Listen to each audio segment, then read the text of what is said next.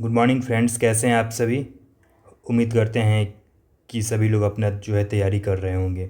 जैसा कि आप सभी जानते हैं कि 72nd बीपीएससी प्रीलिम्स जो कि 26 जुलाई को ये होनी थी, वो ची वो पोस्टपोन कर दिया गया है। तो वैसे केस में किन बच्चों को क्या करना चाहिए, किन बच्चों को पीटी के ऊपर फोकस करना चाहिए, किन बच्चों को मेंस के ऊपर फोकस करना चाहिए, ये सब चीज़ को लेके हमने पहले ही वीडियो बना चुका है और जो कि ये यूट्यूब चैनल के ऊपर जो है उपलब्ध है। वहाँ पे आप लोग जाकर देख सकते हैं। अभी हम लोगों ने अपने जो है ये टेलीग्राम चैनल पीसीएस मंत्रालय के थ्रू बताया था कि सभी छात्रों के लिए, जो भी ये छात्र 72nd मेंस दे रहे हैं, 73rd मेंस, 4th मेंस या जो भी फ्यूचर में देंगे, ये जो है वो लोगों के लिए एक मतलब गाइडेंस सीरीज रहेगा, जिसके थ्रू मेंस के रिगार्डिंग हम लोग बताएंगे कि मेंस को कैसे डील करना चाहिए। जो भी मैंने अपने मेंस जो प्रिपरेशन के ये मेंस प्रिपरेशन के दौरान सीखा था, वो सभी चीज़ों को मैं ये आप लोग के साथ साझा करूँगा।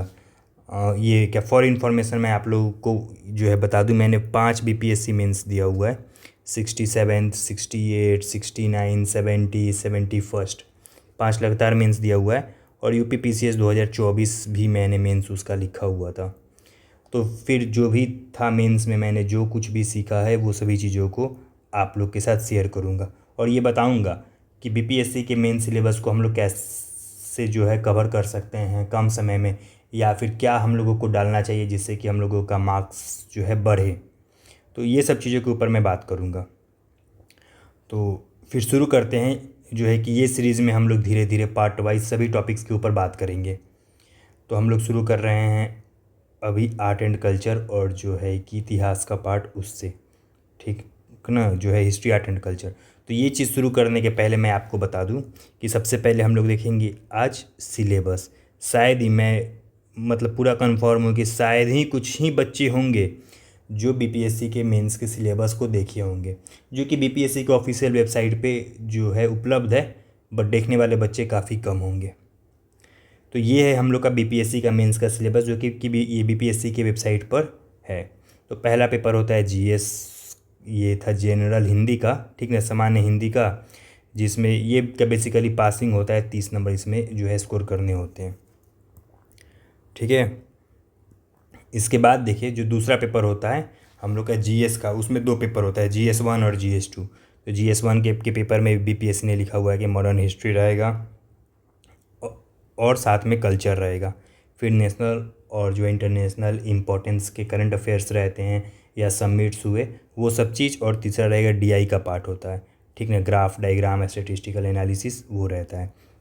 जबकि GS2 में हम लोग का 3 सेक्शन रहता है, पॉलिटी हो गया और ज्योग्राफी हो गया, इकोनॉमी हो गया and science and take.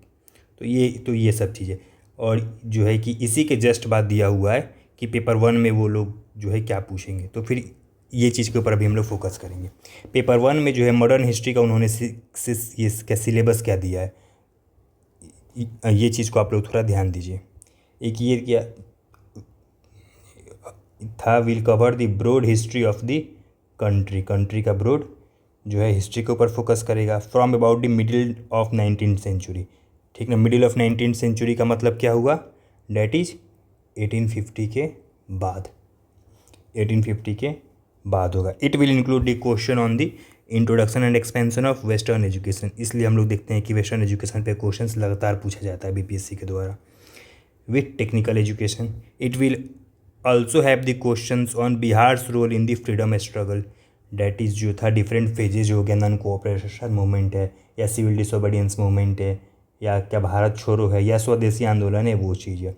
Question will relate to Santhal uprising, Santhal tribals से जो है रेगुलर क्वेश्चन देखने को मिलते हैं, ठीक ना। ये आपका हो गया कि 1857 का रिवोल्ट हो गया, फिर बिरसा मूवमेंट हो गया, चंपारण सत्याग्रह हो गया और था क्विट इंडिया मूवमेंट 1942। इसके साथ साथ जो है ये क्या मौर्य आर्ट हो गया, पाल हो गया और पटना कलम पेंटिंग, ये सब चीज़ के ऊपर क्वेश्चन पूछे जाएंगे। इसके साथ में 3 थिंकर्स के भी नाम दिए गए, गांधी, नेहरू और टैगोर, ये सब के ऊपर जो है सवाल पूछे जाएंगे। ये बीपीएससी का ऑफिशियल मेंस का सिलेबस है। और बीपीएससी का जो है आपका हिस्ट्री का क्वेश्चन उसके सिलेबस के अकॉर्डिंग ही सेट किया जाता है। और इसके साथ साथ जो है आपका डीआई वाला कुछ पार्ट दिया हुआ है। तो ये सिलेबस है। तो फिर ये सिलेबस को भी आप लोग चाहें तो अपने कॉपी के ऊपर नोट डाउन कर सकते हैं, जहाँ पे भी आप लोग नोट्स बनाएंगे। इसके बाद यहाँ पर कुछ GS2 का जो है सिलेबस दिया है, जिसे हम लोग बाद में देखेंगे जब हम लोग GS2 करेंगे। तो ये है। तो फिर यदि हम लोगों को BPSC के लिए प्रिपेयर करना है मेंस के लिए, तो फिर उसके पहले हम लोगों को जानना पड़ेगा कि BPSC के लिए कौन कौन टॉपिक्स हमें पढ़ने हैं। तो फिर टॉपिक्स ये मिल गया। अब ये टॉपिक्स में से कौन कौन मोस्ट इंपॉर्टेंट टॉपिक है, तो मोस्ट इंपॉर्टेंट टॉपिक हम लोगों को मालूम पड़ेगा। हमें PYQ देखना होगा, कम से कम 60 से 62 BPSC से अभी तक का सारा PYQs को देख के आपको सॉल्व करना पड़ेगा मेंस का। और ये चीज़ को भी आपको टॉपिक वाइज छांट लेना होगा, ठीक ना। हिस्ट्री के लिए आपको जो है कि आइडेंटिफाई करना होगा। फॉर एग्जांपल हम देखें तो ये आपका 71 BPSC का पेपर है, 71 BPSC का पेपर है, सबसे जो था लेटेस्ट वाला। इसमें देखिए क्या पूछा उन्होंने, क्या Birsa Munda movement, Indian council act 1909, western education का क्या प्रभाव था, ये था बिहार में, वो पूछा। फिर जयप्रकाश नारायण और भारत छोड़ो आंदोलन, उसमें उनका क्या भूमिका था। फिर पाल कला के बारे में उन्होंने जो है पूछा हुआ है। फिर रविंद्रनाथ टैगोर के बारे में भी पूछा हुआ है। जैसा कि आप देख रहे हैं ये सभी चीज़ जो है सिलेबस में है, ठीक है। सिलेबस में ये सब चीज़ का डायरेक्टली मेंशन है, बस ये वाला पार्ट जो था मेंशन नहीं था, काउंसिल एक्ट वाला। तो फिर यदि आप 2-4 साल का क्वेश्चन देखेंगे तो लगातार 3 बार से जो है कि क्या जब से स्टार्ट हुआ है शॉर्ट्स, तब से जो है कि BPSC एक आपका काउंसिल अधिनियम वाला सवाल पूछ रहा है। 1858 के बाद पूछ रहा है इन जनरल। 1858 पूछा, 1800 ठीक ना 61 भी पूछा, फिर यहाँ पे 1909 पूछा। तो इसके लिए आपको देखकर क्या लगता है कि आपको 1858 से लेके और 1947 के बीच में जो भी था अधिनियम बना हुआ वो सब को पढ़ लेना चाहिए। क्योंकि क्या BPSC के सिलेबस में ही हमने आपका शुरू में क्या देखा कि 1850s के बाद का हिस्ट्री पढ़ना है BPSC के मेन सिलेबस के अकॉर्डिंग। लेकिन इसके साथ यदि आपका ये पार्ट कंप्लीट हो जाता है तो इसके बाद आप इसके पीछे भी जा सकते हैं। 1773 का रेगुलेटिंग अधिनियम था, वहाँ से शुरू करके 1853 तक का जो भी था अधिनियम, वो सभी चीज़ों को भी जो है पढ़ लेना चाहिए। क्योंकि यदि क्वेश्चन कुछ भी जो है चेंजेज होते हैं पैटर्न में तो आपको प्रॉब्लम नहीं हो, तो फिर वो भी आदमी चाहे तो कर सकता है। बट ये हम लोग का प्रायोरिटी रहेगा कि कम से कम ये तो कंप्लीट होना चाहिए। तो ये क्वेश्चन था। फिर देखिए लॉन्ग क्वेश्चन में हम लोग के पास जो है कि ऑप्शन रहता है, 2 में से कोई एक ही करना है। यहाँ क्या पूछा उन्होंने, रिवोल्ट ऑफ 1857 पूछा, political cause, economic cause, social factors वो। फिर बिहार का कंट्रीब्यूशन को लिखना था क्रिटिकल मैनर में। इसके साथ दिया था कि या तो ये करिए या फिर मौर्य कला के ऊपर काम करिए, मौर्य कला एंड आर्किटेक्चर तो था, वो चीज़ को लिखिए। तो हम लोग के पास 2 ऑप्शंस थे, दोनों में से कोई भी करना था।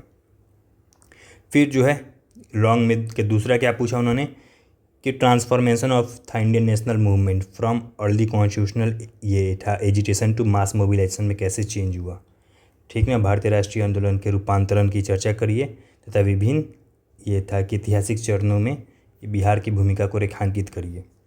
तो ये सवाल था। दूसरा सवाल था कि नेहरू के फॉरेन पॉलिसी के ऊपर एक क्वेश्चन था।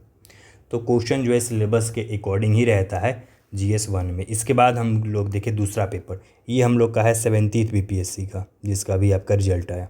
70th BPSC में यहाँ पे क्या 5 ऑप्शन था, फिर वहीं आया एक आपका काउंसिल अधिनियम दे दिया, फिर आपका role of Bihar and quit India movement, फिर संथाल अपराइजिंग, पटना कलम पेंटिंग, मौर्य कला मतलब वो था, ठीक ना, मौर्य कला एंड जो था आर्किटेक्चर वो। फिर चंपारण मूवमेंट के बारे में उन्होंने पूछा।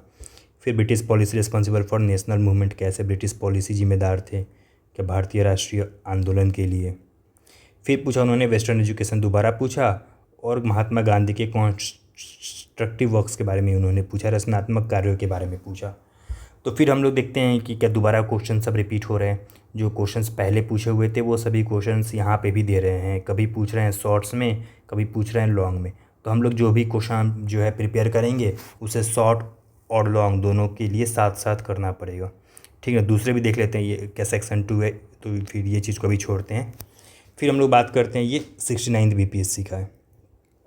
69 BPSC में क्या आया, तो फिर काउंसिल एक्ट 1892 आया, फिर संथाल अपराइजिंग आया, चंपारण सत्याग्रह हुआ, फिर मौर्य पीरियड का सेम क्वेश्चन, फिर आपका प्राचीन कला में पूर्वी भारत में गुफा चित्र, ठीक ना, एक वो दे दिया, एंशिएंट इंडिया में केव पेंटिंग्स।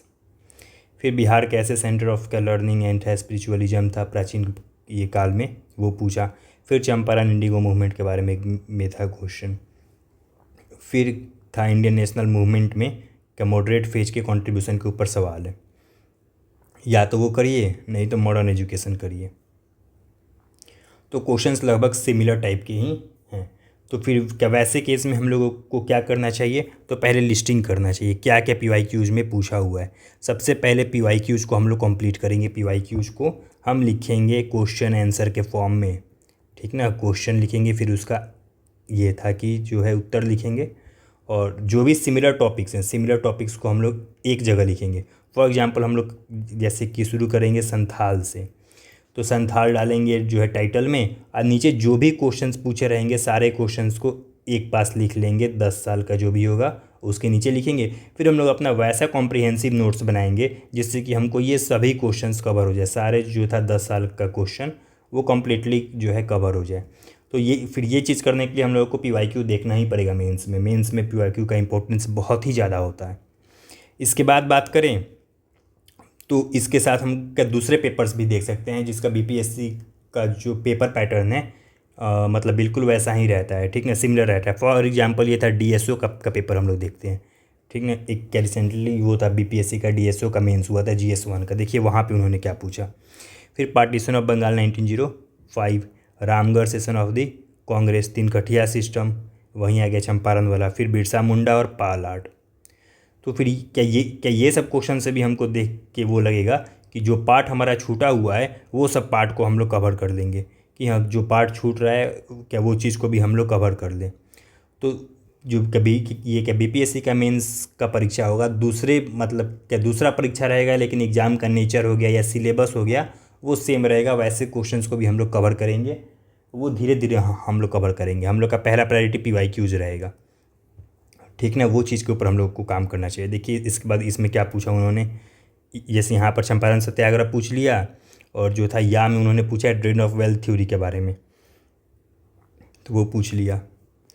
और फिर देखिए कि राजेंद्र प्रसाद और जयप्रकाश नारायण का जो है कंट्रीब्यूशन पूछा आपका जो था क्विट इंडिया मूवमेंट में, क्योंकि वे लोग बिहार के रहने वाले थे। और फिर पूछा सिविल डिसोबीडियंस मूवमेंट का भी जो है साल्ट मार्च के रिगार्डिंग वो, और नेशनल स्ट्रगल पे उसका क्या प्रभाव पड़ा। तो क्वेश्चंस वही हैं। तो फिर ये चीज़ के लिए हम लोगों को क्या करना चाहिए? तो फिर सबसे पहले हम लोगों को लिस्टिंग करना चाहिए। लिस्टिंग करेंगे तो आपको मालूम चलेगा कि BPSC का जो आपका हिस्ट्री का सिलेबस है उसमें 2 पार्ट या 3 पार्ट में ये आपका डिवाइडेड है। यदि हम बोले तो पहला हो गया आपका art and culture. Art and culture में जो है ये मेन क्वेश्चंस क्या क्या हैं? एक है क्या मौर्य पूछ रहा है, दूसरा पाल कला पूछ रहा है, तीसरा पटना कलम पेंटिंग पूछ रहा है। दूसरा पार्ट क्या है आपका ट्राइबल रिवोल्ट्स का है। तो ट्राइबल रिवोल्ट्स को हमको जो है करना होगा। ट्राइबल रिवोल्ट्स में कौन से टॉपिक्स हैं?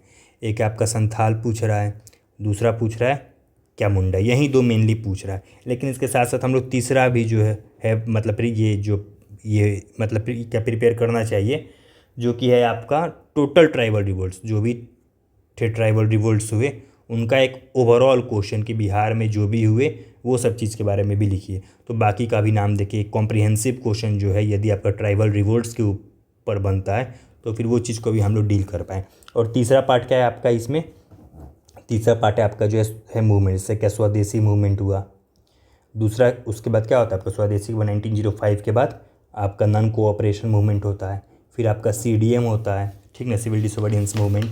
फिर होता है आपका जो था कि भारत छोड़ो आंदोलन, क्या वो हुआ। तो ये सब 3-4 चीज़ को हम लोग जो है कवर करेंगे ये प्रायोरिटी पे। और इसके बाद चौथा है आपका हम लोग का वो पूछ रहा है एक गांधी, नेहरू, टैगोर। इतना करने के बाद आपका हिस्ट्री का 90% सिलेबस कंप्लीट हो जाएगा। और फिर आपका गवर्नमेंट ऑफ इंडिया एक्ट्स जो हम लोग का मिसलेनियस में जाएगा, ठीक ना। गवर्नमेंट ऑफ इंडिया ये जो था अधिनियम पूछ रहा है, या आपका ड्रेन ऑफ जो था वेल्थ थ्योरी था, वो सब चीज़ को। तो इसके लिए हमको जो है मतलब टॉपिक्स को पहले लिखना पड़ेगा कि हमें क्या पढ़ना है, वो चीज़ को हमें पहले जानना पड़ेगा।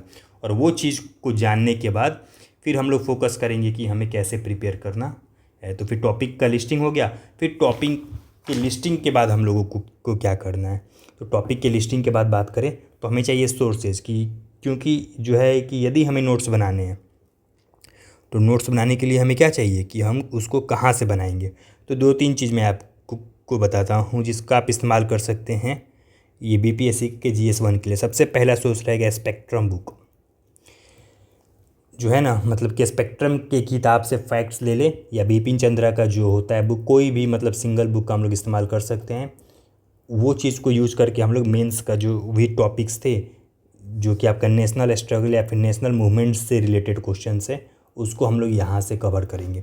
फिर दूसरा कि बिहार का रेफरेंस डालने के लिए हम लोग क्या करेंगे, क्योंकि जो है क्वेश्चंस के टेल में रहता है कि उसका बिहार का रेफरेंस डालिए। तो फिर जैसे ही हम लोग नॉन कोऑपरेशन मूवमेंट किए नेशनल में, कि इसके क्या कॉजेज़ थे और क्या लिमिटेशंस थे, वो सब चीज़ को हम किए। तो उसके साथ साथ हम लोग करेंगे कि इसमें बिहार का रोल क्या था। तो बिहार का रोल लिखने के लिए हम लोग कोई भी किताब का इस्तेमाल कर सकते हैं। फॉर एग्जांपल आपका जो था किस रीजन का भी एक आपका बुक आता है, ठीक है, बिहार स्पेशल का, या जो है मतलब क्राउन हो गया, केबीसी हो गया, या एडुटेरिया हो गया, कहीं से भी मतलब कोई भी क्या बुक उठाएंगे, उसमें से बिहार का हम लोग 5 से 8 पॉइंट्स को लिख लेंगे। तो फिर वो चीज़ से हम लोग का बिहार का पार्ट भी जो है कवर हो जाएगा। तीसरा जाता है आर्ट एंड कल्चर कैसे करना चाहिए। तो आर्ट एंड कल्चर के लिए आपको मेहनत करना पड़ेगा।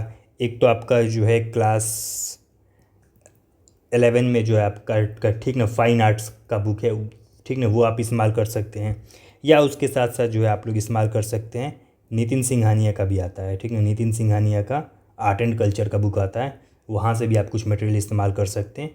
जैसे मौर्य कला मिल जाएगा, पाल कला मिल जाएगा, और कुछ जैसे पटना कलम पेंटिंग आपको को जो है बहुत जो है कम जगह मिलेगा। तो इसके लिए आप टॉपर्स का कॉपी का इस्तेमाल कर सकते हैं, या कुछ कोचिंग के मटेरियल्स का भी इस्तेमाल कर सकते हैं।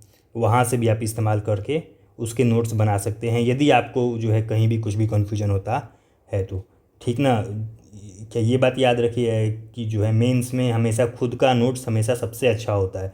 किसी भी कोचिंग, किसी भी टॉपर के नोट्स से बढ़िया है कि जो नोट्स हम लोग के पास रहे वो नोट्स हम लोग खुद बनाए हुए रहे, क्योंकि वो चीज़ हमें याद बहुत जल्दी होता है।